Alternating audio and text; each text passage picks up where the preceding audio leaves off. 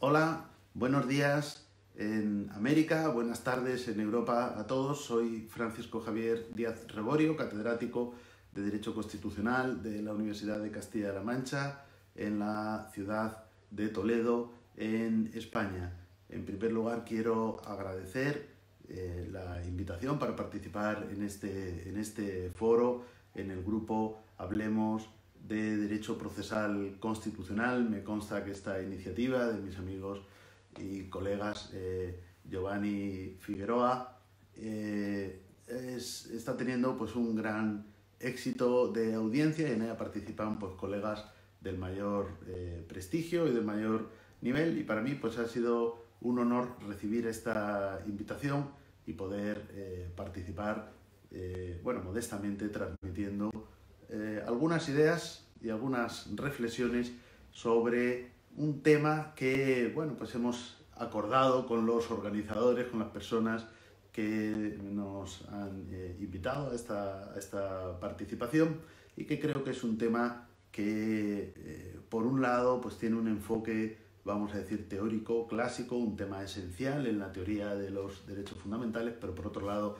tiene hoy, creo, una rabiosa actualidad en la mayoría de nuestros países de Europa y de América, que con motivo de la crisis del coronavirus pues han adoptado diversas medidas que, con independencia de otro tipo de valoraciones, pues ponen en juego o afectan de una manera muy notoria, muy incisiva a diversos derechos fundamentales de los tratados internacionales y reconocidos también en las distintas constituciones.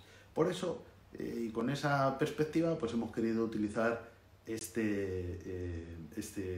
abordar este tema que tiene que ver con la ponderación, con las restricciones de derechos, pero también con la categoría de la suspensión de derechos fundamentales.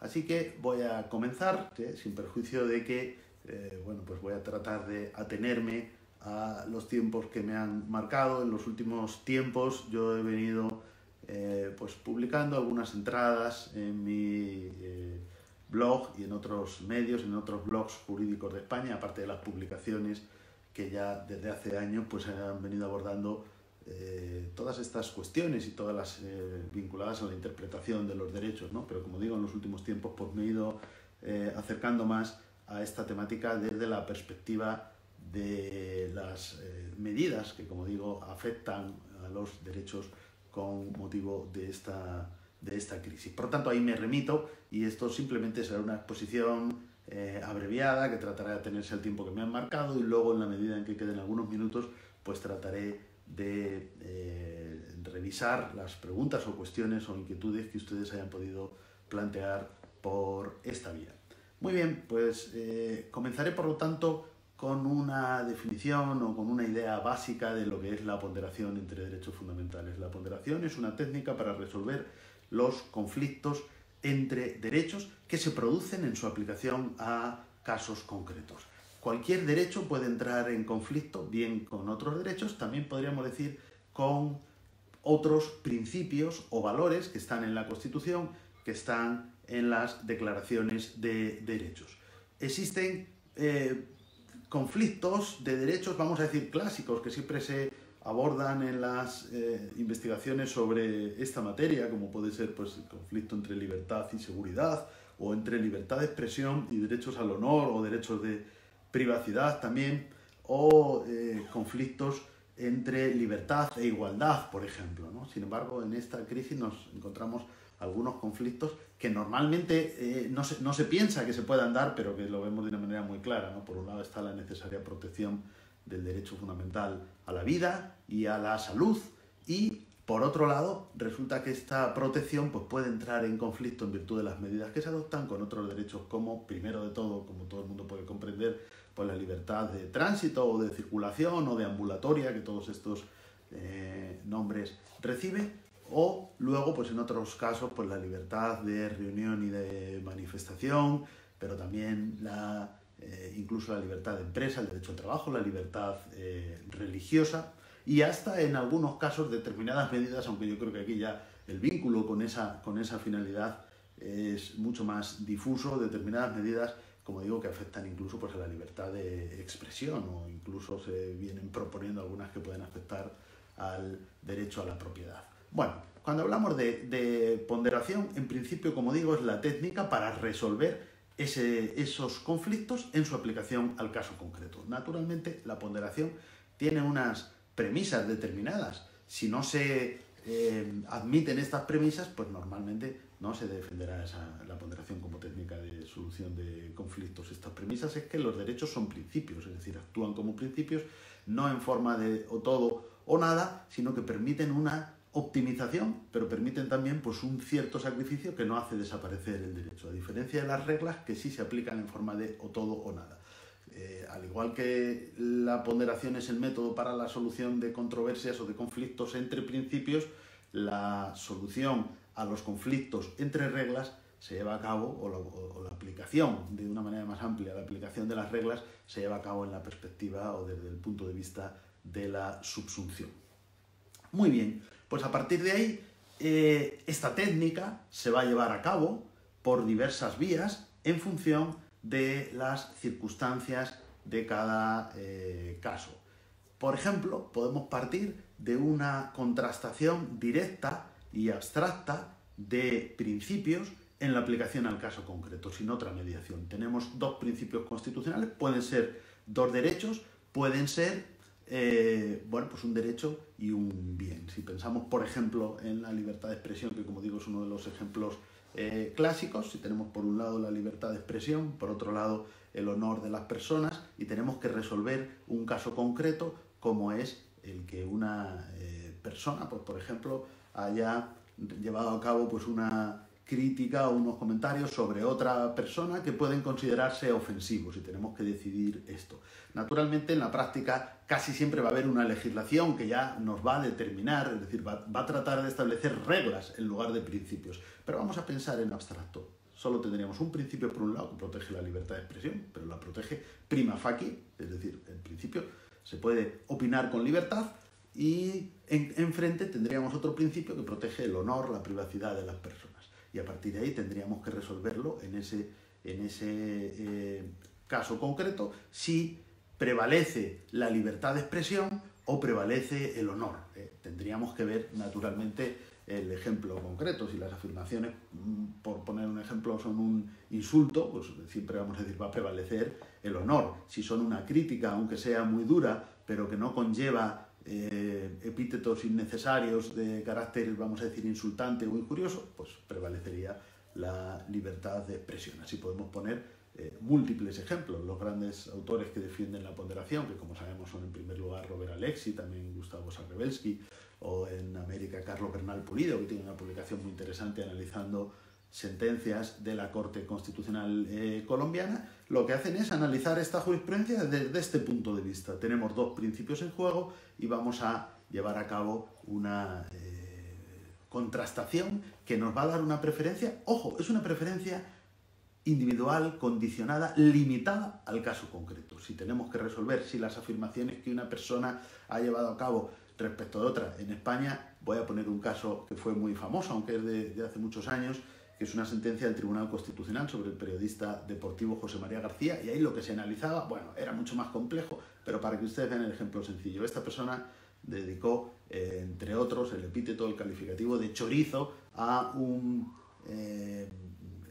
el presidente en aquel momento de la Federación Española de Fútbol, porque él había justificado que cobraba indebidamente unas dietas por unos desplazamientos, por un transporte que no llevaba a cabo. Bien, pues ese es un caso típico de ponderación. El Tribunal Constitucional, bueno, por un lado, primero tuvo que distinguir la parte de los hechos, es decir, la información versus el honor. Y en cuanto a la información, lo que dijo es, si la información es veraz, va a prevalecer.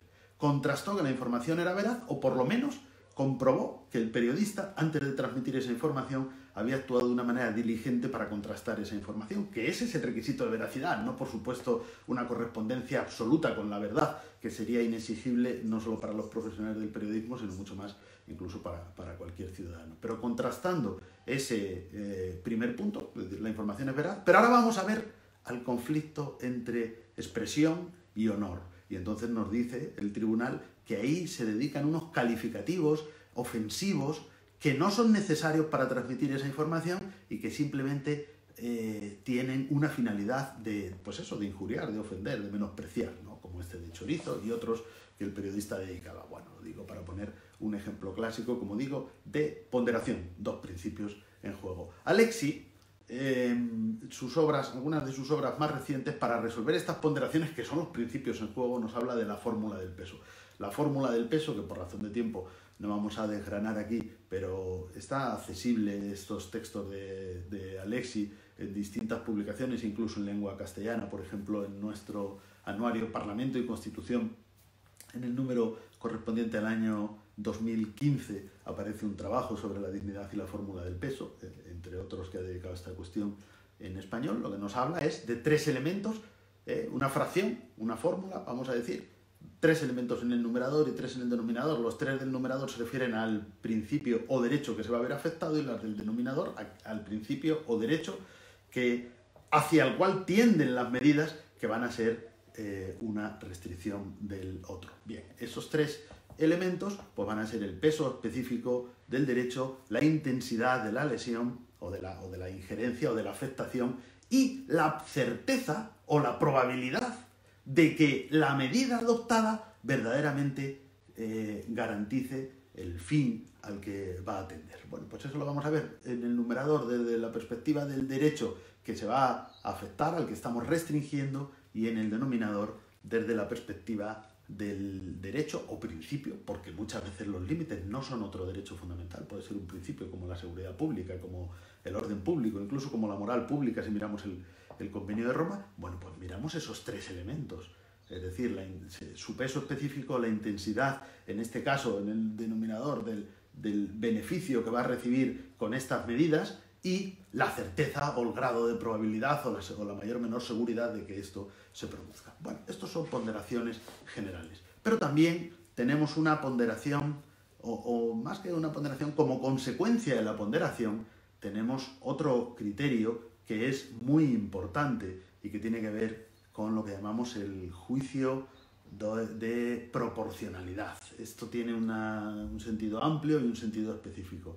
Pero lo primero, antes de explicarlo brevemente, sería describir para qué se utiliza, porque aquí ya no estamos contrastando en abstracto dos principios en la aplicación a un caso concreto, sino que estamos hablando de cuándo una ley, ley en el sentido amplio, una norma, una regulación de carácter general infraconstitucional, puede restringir lícitamente el derecho. Aquí entramos en la segunda parte del término de nuestra exposición, ¿no? Que es ponderación, restricciones, y luego hablaremos de la suspensión.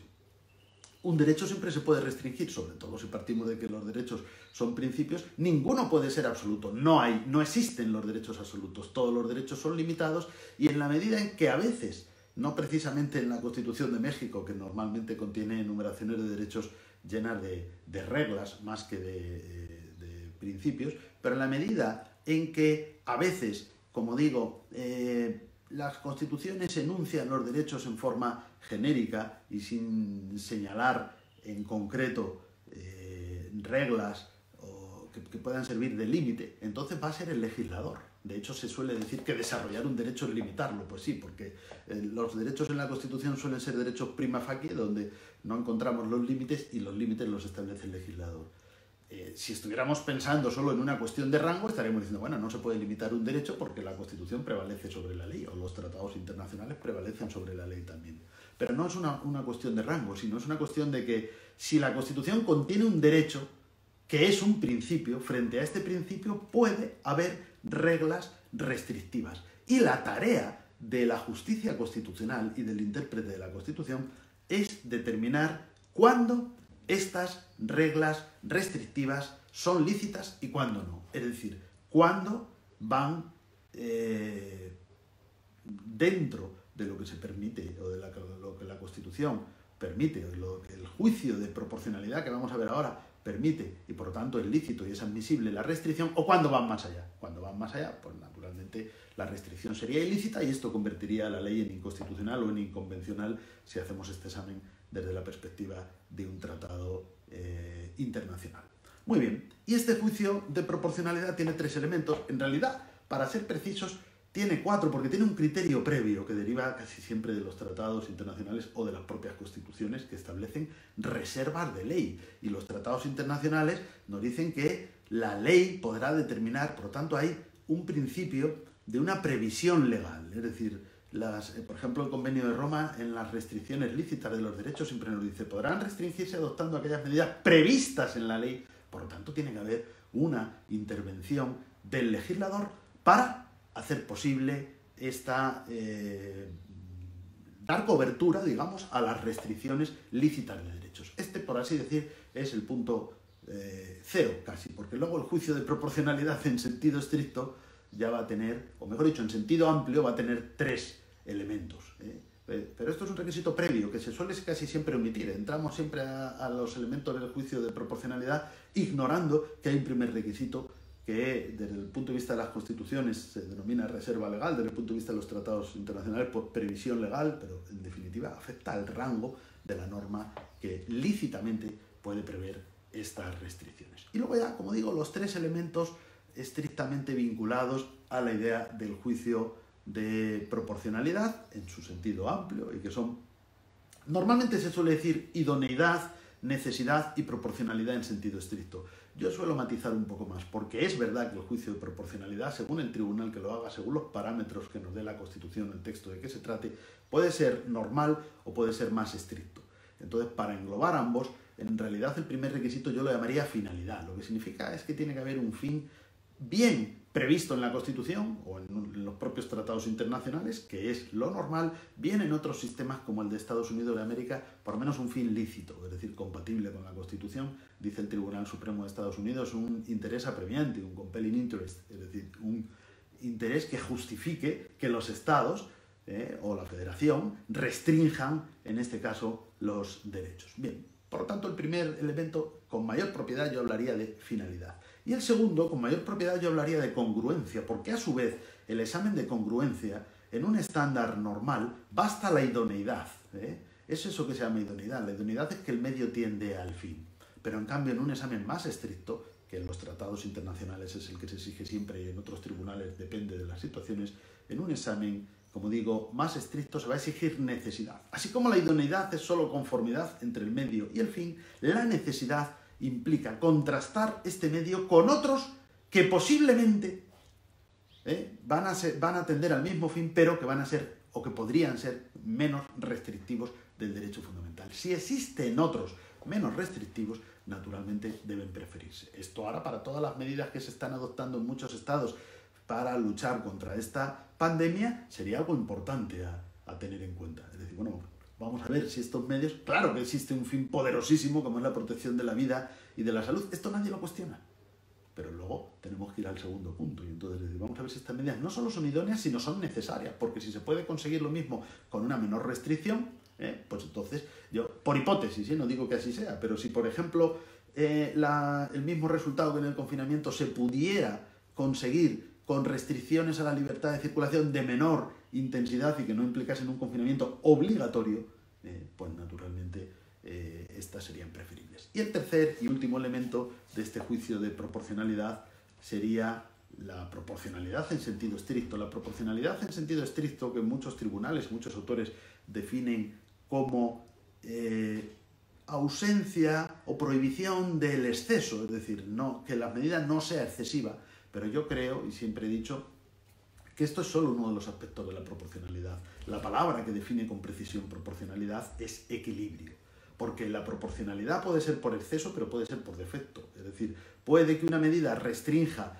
excesivamente un derecho más allá de ese equilibrio y por lo tanto no sería proporcional, pero también puede ser que una medida no proteja suficientemente el otro derecho, porque cuando estamos hablando de conflictos entre derechos, los dos importan, ¿no? En este mismo caso que estamos hablando, si una medida, aunque no restringe demasiado o no restringe casi nada la libertad de circulación, por poner un ejemplo, sin embargo, no logra conseguir el fin de proteger la vida y la salud frente a esta pandemia, pues podría ser desproporcionada por defecto, es decir, no alcanza esta situación. O un ejemplo muchísimo más sencillo, la proporcionalidad tiene una manifestación clara en materia penal. Las normas penales restringen naturalmente la libertad de los ciudadanos, pero lo hacen en función de un fin no solo lícito, sino normalmente impuesto en la Constitución, porque los bienes jurídicos protegidos del derecho penal coinciden con los valores y principios del derecho constitucional, o deben coincidir en un Estado democrático de derecho. Muy bien, pues esto significa que para la protección de esos bienes jurídicos o de esos derechos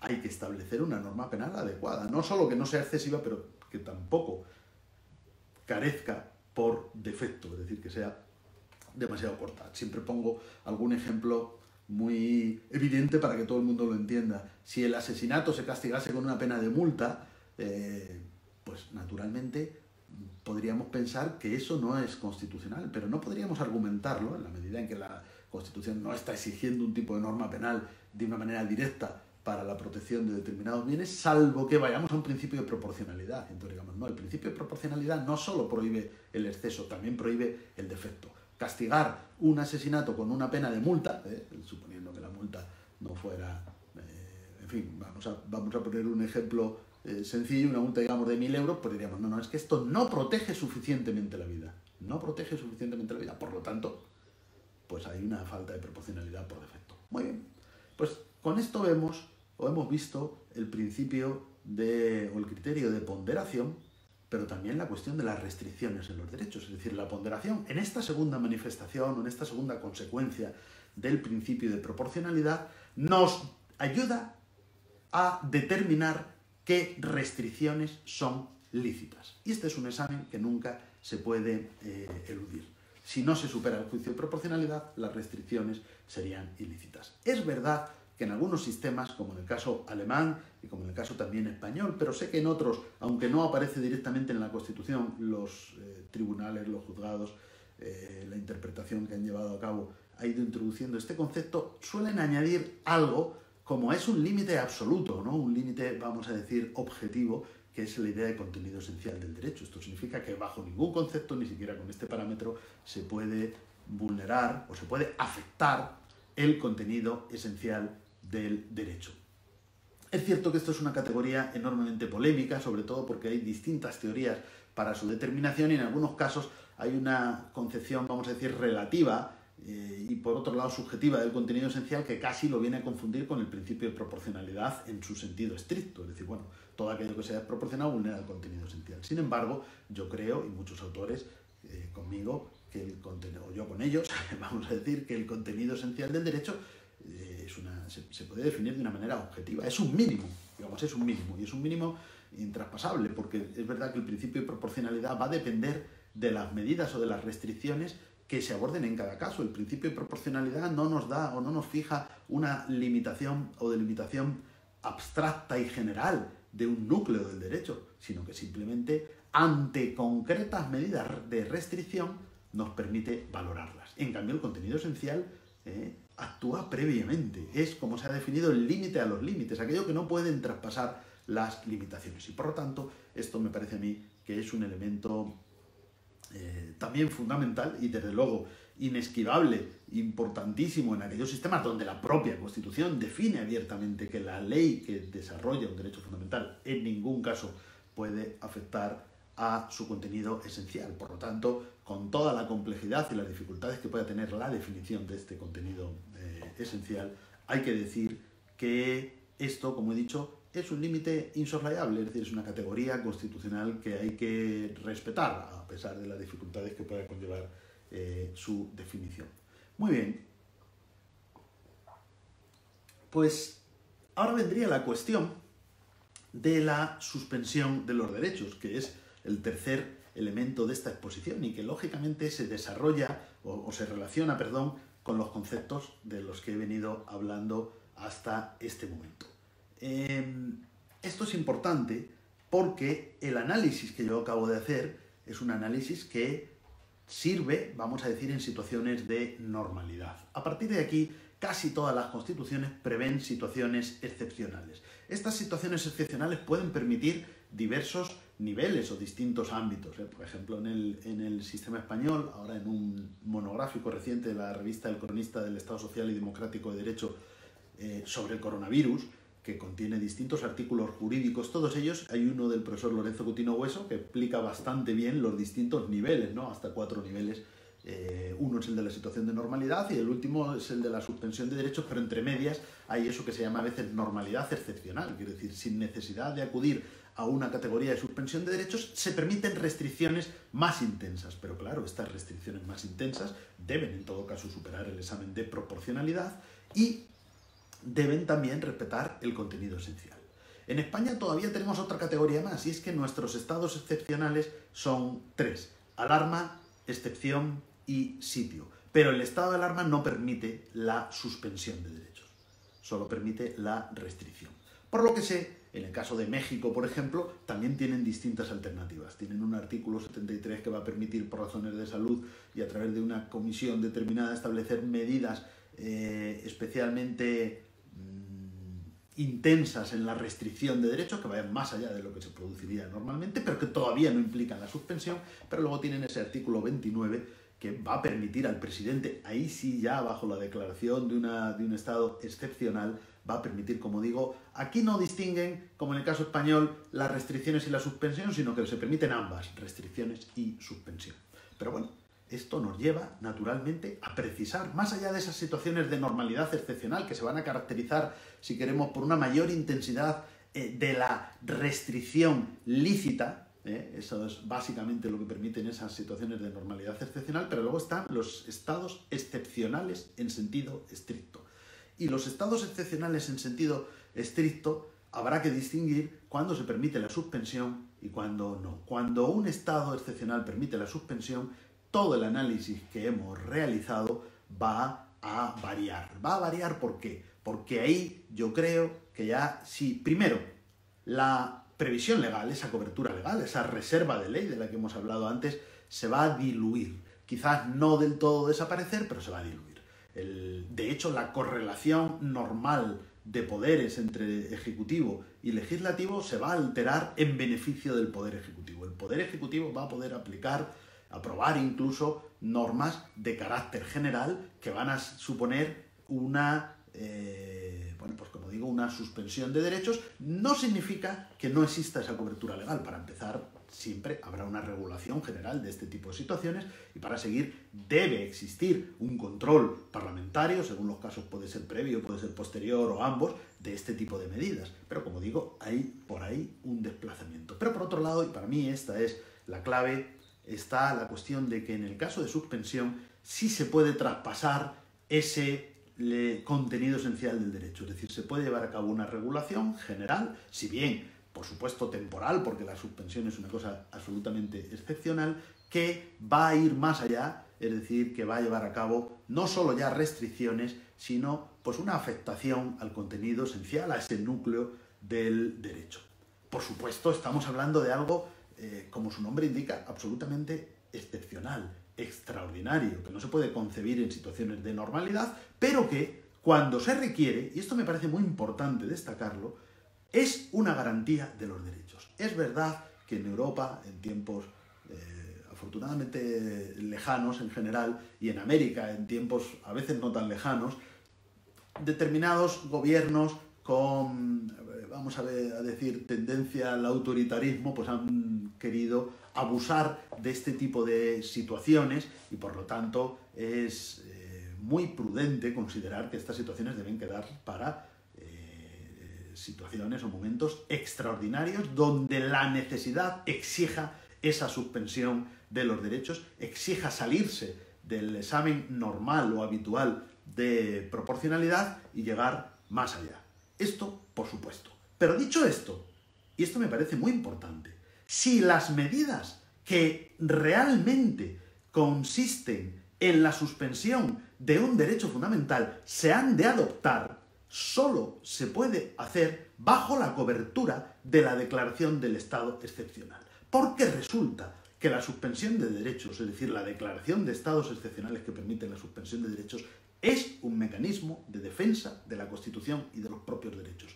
Y es un mecanismo de garantía de los propios derechos. Es una paradoja, porque podemos decir, ¿cómo que estamos garantizando los propios derechos cuando en realidad lo que estamos haciendo es restringirlos mucho más allá de lo normal, es decir, afectar a su contenido esencial. Bueno, es cierto que podemos afectar al contenido esencial de derechos concretos de personas concretas o a veces incluso de la generalidad de la población, como se produce en este caso, por lo menos en España, donde hay una suspensión, desde mi punto de vista, una suspensión general de la libertad de circulación, aunque con excepciones, pero, repito, esto se hace como defensa del propio sistema de derechos y de la propia Constitución. Y por eso se rodea de garantías. Y por eso existe jurisprudencia del Tribunal Europeo de Derechos Humanos y de otras cortes internacionales que nos hablan de los límites, requisitos y garantías de la propia Declaración de los Estados Excepcionales. Entonces, por un lado, la declaración de un Estado excepcional, la suspensión de derechos, tiene a su vez, es verdad que ya no vamos, que vamos a superar en los derechos que se ven afectados ese examen de proporcionalidad normal, vamos a decir, porque vamos a ir más allá, porque vamos a llegar a sobrepasar el contenido esencial. Pero lógicamente tiene que haber un examen de proporcionalidad en cuanto a la propia declaración, un examen que implique justificar la necesidad de la declaración, naturalmente, y luego a partir de ahí esa necesidad sí que va a justificar el que se suspenda ese contenido esencial. Pero a partir de ahí, esto me parece también muy importante, porque luego les voy a contar ya para terminar el debate de estas semanas entre los juristas españoles, que es el que conozco más de cerca, aunque me consta que en otros países pues también se ha venido produciendo, y sé que en el caso de México empieza también a abrirse un debate más o menos de corte similar, ¿no? Entonces, me parece muy importante destacar esta idea, ¿no? Y es que, como he dicho, la jurisprudencia exige unos requisitos y unas garantías. La suspensión se produce en casos extraordinarios y excepcionales que la justifiquen, y a partir de ahí sí se lleva a cabo la suspensión de determinados derechos. En el caso español, la Constitución nos dice exactamente qué derechos se pueden suspender. En el caso de México, justamente al revés, nos dice qué derechos no se podrán suspender nunca. Por lo tanto, todos los demás, por eliminación, sí pueden ser objeto de suspensión o de restricciones especiales bajo los estados excepcionales del artículo 29 de la Constitución Política de los Estados Unidos Mexicanos. Bien, pero en todo caso, el punto al que voy es que la suspensión no equivale a la privación o la eliminación total del derecho. Esto no es posible, además ni siquiera sería compatible con la idea de la dignidad. Es decir, hay derechos que no se pueden suspender y hay garantías que lo que sucede es que retroceden. Por poner un ejemplo, citaba yo antes al Tribunal Europeo de Derechos Humanos. En el caso Irlanda contra el Reino Unido, lo que sucede es que el Reino Unido en este caso tenía una legislación especial para el caso de terrorismo. En la práctica es una suspensión, pero individual, de derechos, aunque en el sistema constitucional británico no se configura de esta manera, pero en la práctica viene a suponer esto. El punto al que voy es que, por ejemplo, aquí hay garantías como la duración máxima de la detención, los derechos del detenido, el derecho a un abogado, a ser informado de la acusación, que retroceden, pero el derecho no desaparece. Por ejemplo, el Tribunal Europeo de Derechos Humanos al Reino Unido le dijo, bueno, usted puede alterar la duración máxima habitual de la detención, pero lo que no puede en ningún caso es no poner plazo, es decir, proceder a detener de una manera indefinida a las personas. No, porque lo que hay es un retroceso de las garantías, pero la garantía sigue existiendo. Si en España leemos la Ley Orgánica 4/1981, que es la que regula los estados de alarma, excepción y sitio, podemos comprobar cómo en el estado de excepción y el de sitio, que ambos son inequívocamente suspensivos de derechos, o por lo menos permiten inequívocamente la suspensión, las medidas que la ley permite adoptar no acaban con el derecho, no lo suprimen, no lo hacen desaparecer en modo alguno, sino simplemente que la garantía retrocede. Pues, por ejemplo, en la intervención de las comunicaciones, que normalmente requiere autorización judicial previa, pues aquí va a haber una comunicación posterior, pero la garantía judicial sigue existiendo, la propia ley así lo determina. Lo mismo para la inviolabilidad del domicilio, lo mismo para la garantía del detenido, como antes he explicado. Incluso en el caso de suspensión individual, el Tribunal Constitucional Español llegó a decir, muy bien, nuestra detención gubernativa máxima habitualmente es de 72 horas, para los casos de terrorismo se extendía a 10 días. El tribunal dijo, muy bien, usted la puede extender porque es una suspensión del derecho, pero no la puede extender tanto, 10 días es desproporcionado, no puede. El legislador cambió y estableció 5 días. Por cierto, la prolongación de la detención máxima en estado de excepción y sitio sigue siendo de 10 días sin que el tribunal se haya pronunciado. Pero el punto al que voy es que es necesario, y con esto voy a ir terminando, definir el concepto de suspensión. No puede ser un concepto vacío. Entonces, desde mi punto de vista, tenemos varios elementos claros para ayudarnos a esa definición. Estos elementos claros son, en primer lugar, la suspensión permitirá afectar al contenido esencial del derecho, cosa que normalmente no se va a poder producir nunca.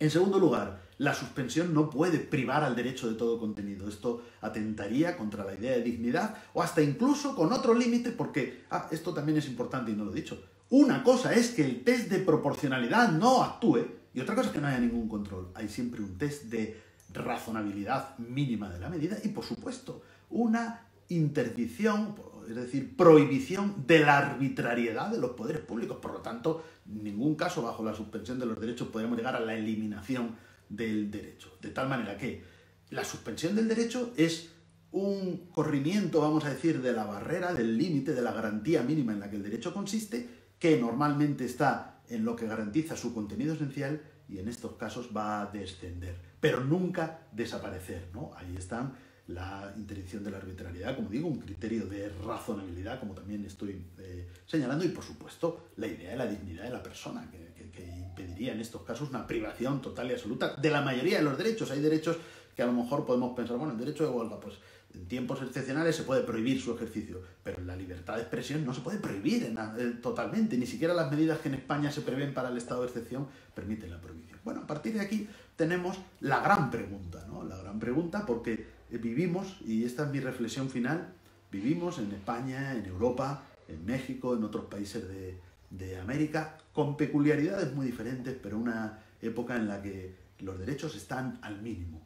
Nadie discute la finalidad, nadie discute que todas estas restricciones tienen ese fin, pero a partir de ahí hay que llevar a cabo estos exámenes. Y si se considera que las medidas, como por ejemplo el confinamiento, son estrictamente necesarias para la consecución de ese fin, pero van más allá de la garantía del contenido esencial, obviamente el contenido esencial de la libertad de circulación, desde mi punto de vista, pues como mínimo permite un principio general de libre circulación que luego se puede restringir o que luego se puede limitar, que es exactamente lo que dice nuestra ley orgánica de los estados de alarma, excepción y sitio, incluso en el estado de excepción que permite la suspensión.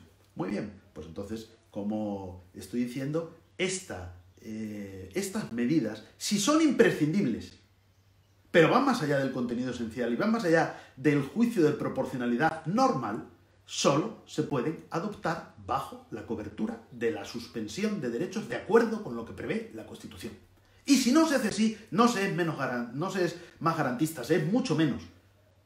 Justificar que aquí todos podemos estar confinados y que todos los derechos, o gran parte de los derechos, pueden estar tan estrictamente limitados que en algunos casos creo que están inequívocamente suspendidos, por ejemplo en el caso de la libertad de circulación, y no muy lejos está la libertad de reunión y manifestación, como digo, justificar esto sin esta cobertura no es ser más garantista, es mucho menos, porque lo que tenemos que valorar es la medida. Y si la medida es imprescindible y solo se puede adoptar bajo la suspensión, establecer la suspensión de derechos es más garantista. Repito que los estados excepcionales naturalmente se han utilizado en épocas históricas, en otros momentos, en otras situaciones de una manera muy peligrosa y dando un poder excesivo a los gobiernos, pero mucho más peligroso es dar un poder excesivo a los gobiernos sin la cobertura, sin la garantía constitucional que supone la declaración de un estado excepcional y sin el control parlamentario que viene unido a esta idea. Esta, naturalmente, es mi postura. Quiero decir que la última parte de la exposición, sobre todo, lo que planteo es mi posición en un debate muy complejo y que en la doctrina española pues nos ha dividido, no sé si por mitades, pero en fin, hay gran cantidad de colegas que opinan lo mismo que yo he estado diciendo, pero otros opinan lo contrario. Otros opinan que las medidas que se han adoptado están bien adoptadas sin la cobertura de un estado excepcional como sería el estado de excepción, sino bajo la cobertura de nuestro estado de alarma, que repito y aclaro, no permite la suspensión de derechos. Como he dicho, sé que en México se inicia un debate similar sobre si las medidas que se van adoptando requerirían la cobertura de un estado excepcional o no. Tengo que decir una cosa, tampoco podemos comparar hasta que no veamos si la intensidad de las medidas es la misma que hemos tenido aquí. Aquí hasta mañana, que podremos salir a pasear unas horas al día, pero hasta mañana no hemos podido, es decir, hasta hoy, no hemos podido salir nada más que en supuestos muy, muy, muy excepcionales, como salir a comprar comida o al cuidado de personas mayores o al trabajo de las personas que tienen que trabajar. Por lo tanto, a mí me parece que eso es un principio general de suspensión de la libertad de circulación, es decir, un principio general de que no se puede circular. De hecho, el decreto que declara el estado de alarma así lo hace. Pero repito, muchos otros compañeros se han posicionado en sentido contrario diciendo que esto no es una suspensión, sino que son restricciones, ellos lo llaman especialmente intensas, ¿no?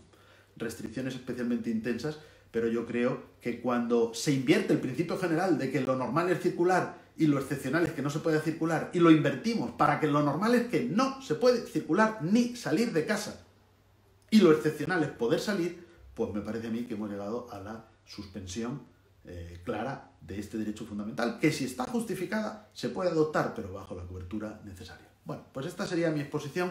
No sé si quedan unos minutos, si es posible. Voy a tratar, a ver, aunque sea de esta manera, de leer si es que hay alguna pregunta por aquí. No. En América, la Corte Interamericana de Derechos Humanos ha determinado que para que haya una restricción,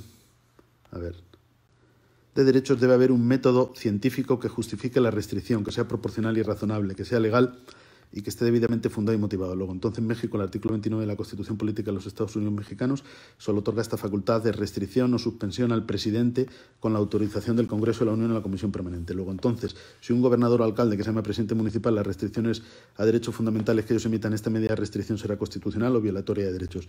Bueno, pues Noé Villanueva, usted lo está apuntando. Yo para México no quiero pronunciarme de una manera tan categórica, pero bueno, en realidad puedo decir que ha habido algunos colegas. Hoy mismo leía alguna opinión del profesor José Luis Soberanes, por ejemplo, que viene a decir exactamente esto. Aquí también tenemos una cuestión de que no ya del Ejecutivo versus el Legislativo, como yo he dicho, sino del poder federal o central frente a los poderes locales. Una medida de estas características, en efecto, yo creo que de acuerdo con la Constitución mexicana, pues en efecto está reservada al gobierno federal. Entonces, repito, no se es más garantista por decir no hace falta utilizar el mecanismo del artículo 29, no. Antes, al contrario, se es menos garantista, porque el artículo 29 lo que hace es dar una cobertura, establecer un procedimiento y rodear de garantías unas medidas que de todas maneras están adoptando y las están adoptando poderes locales, ¿no?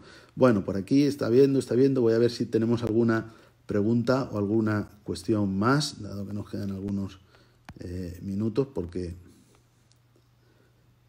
muchas gracias, saludos.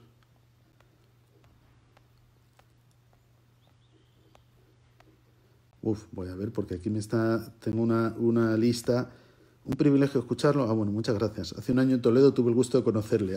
Bueno, esto sí que aprovecho para decir, aunque lamentablemente este año 2021 hemos tenido que aplazar nuestra especialidad de justicia constitucional, que celebramos en Toledo en el mes de julio, este año 2020, la hemos aplazado a 2021. Por lo tanto, bueno, pues aprovecho este foro, que creo que tiene bastante audiencia, pues para invitarles a todos y animarles a este programa, que se dedica precisamente a temas de justicia constitucional y que venimos desarrollando con bastante demanda aquí en la ciudad de Toledo desde hace bastantes años. Bueno, voy a ver, Noé Villanueva, porque me gustaría contestar si alguien más ha planteado preguntas. A ver, José Javier Hernández Torres, la razonabilidad debe estar íntimamente ligada a la proporcionalidad para ser debidamente garantista. Muy interesante. Esto aprovecho, si me quedan unos pocos minutos, para aclarar también esta cuestión. Razonabilidad y proporcionalidad tienen una relación no muy clara ni muy unívoca. En el caso de algunos autores, identifican el juicio de razonabilidad con lo que yo he llamado juicio de proporcionalidad en sentido amplio. Incluso yo en muchas exposiciones lo he tendido a hacer. Pero en realidad yo creo que la razonabilidad más bien es un estándar más bajo, vamos a decir, menos estricto que el de proporcionalidad, porque el de proporcionalidad tiene todos esos tres elementos y una medida puede ser razonable sin llegar, es un estándar algo más bajo. Si tenemos la proporcionalidad con sus tres elementos como estándar o como criterio más estricto en situación de normalidad, repito, porque luego ya hemos explicado el tema de la suspensión, un examen de razonabilidad es menos exigente. Y todavía por debajo, también lo vuelvo a aclarar, menos exigente aún es un examen de interdicción de la arbitrariedad, es decir, por lo menos que la medida no sea arbitraria. Es decir, una medida no puede ser arbitraria nunca. Digamos que el examen de interdicción de la arbitrariedad inequívocamente funciona o se aplica a todo tipo de situaciones, incluida la suspensión de derechos, incluido un estado de sitio. Lo que podamos imaginar nunca se va a poder llevar a cabo de una manera arbitraria. Es decir, el estándar de la arbitrariedad se actúa siempre y en todo caso, y es el de la proporcionalidad, o más concretamente el del contenido esencial, si lo definimos en términos objetivos, como yo lo sostengo. Sé que hay una definición, repito, relativa del contenido esencial, pero entonces no añadiría nada al principio de proporcionalidad. No creo que la Constitución quiera garantizar algo que no añade nada a lo que ya es el estándar normal, ¿no? Entonces tenemos ese contenido esencial que existe, repito, en situaciones de normalidad, y en situaciones de suspensión de derechos lo podemos saltar. Pero dentro de que se salten esas situaciones de suspensión de derechos, naturalmente rigen otros estándares. Uno sería ese principio de razonabilidad, si lo entendemos en este sentido que yo estoy diciendo ahora, ¿no? No como equivalente a un principio de proporcionalidad, sino como un estándar, como un escrutinio, si queremos, más laxo, más flexible. José Javier Hernández. Bueno, voy a ver, Gerardo Galván, la ponderación siempre tiene como resultado la suspensión del derecho fundamental que resulta vencido. No, esto también es muy interesante. Porque, claro, en un conflicto concreto hay un derecho que se sacrifica siempre, ¿no? Como hemos dicho antes, si alguien insulta y decimos que esto no forma parte de la libertad de expresión, su libertad de expresión se sacrifica en este caso. O si en un caso concreto, por ejemplo, alguien no puede ir a misa, que también es otra libertad que ahora se ve restringida, diríamos, ¿está suspendido su derecho? No. Que tu derecho se sacrifique porque en una ponderación, en un caso concreto, deba ceder, no significa que esté suspendido. La suspensión implica una regulación general, aunque sea suspensión individual, porque tenemos suspensión individual en casos de terrorismo, pero por una regulación general. En España lo tenemos, por ejemplo, en la ley de enjuiciamiento criminal. Quiere decir que en todos los casos que cumplan esos requisitos, la regulación general y abstracta del derecho baja, el estándar de protección decae y disminuye. Por lo tanto, que en una ponderación el derecho de una persona ceda no significa que esté suspendido. Solo cede ese día, en esa ocasión, en esa oportunidad. Cede porque en esa ponderación concreta decae, pierde, por así decir, en su conflicto con otro derecho o con otro valor. Eso pasa todos los días y a todas horas. No implica en absoluto suspensión del derecho, porque la regulación general del derecho sigue respetando el contenido esencial y sigue estableciendo restricciones proporcionadas. Pero repito, en cada caso concreto que podamos imaginar de conflictos entre derechos, hay un derecho de una persona que en esa ocasión concreta, repito una vez más, en ese momento y en esa hipótesis, pierde. No es lo mismo que la ponderación, el derecho que se sacrifica en un caso concreto, en una ponderación, pierda, a que este derecho esté suspendido. La suspensión implica que la regulación general, como la que tenemos desde mi modesto punto de vista en España en el decreto del estado de alarma, la regulación general ha traspasado el contenido esencial del derecho. De la misma manera que el hecho de que un derecho pierda en un conflicto, repito, en una ponderación determinada, no implica que se vea afectado su contenido esencial, porque el contenido esencial del derecho es una garantía frente al legislador, no es una garantía frente a cada ponderación. El contenido esencial solo afecta frente a la regulación general. Por eso creo que esa es la barrera clave que solo se puede traspasar en caso de suspensión. Pero muy oportuna la reflexión de Gerardo Galván Núñez. Se han negado suspensiones fundándose en la facultad local para aplicar dichas medidas de salud. Bueno, sí. Aquí también pasó que antes de que se declarase el estado de alarma, la última semana, donde la alarma ya cundía, a pesar de que el gobierno no había actuado, algunas comunidades autónomas e incluso municipios empezaron a adoptar suspensiones, medidas restrictivas de la libertad de circulación muy dudosamente legítimas desde el punto de vista ya competencial. Mucha felicidad, bastante interesante. Iba a ir a Toledo este año, pero ya no se pudo.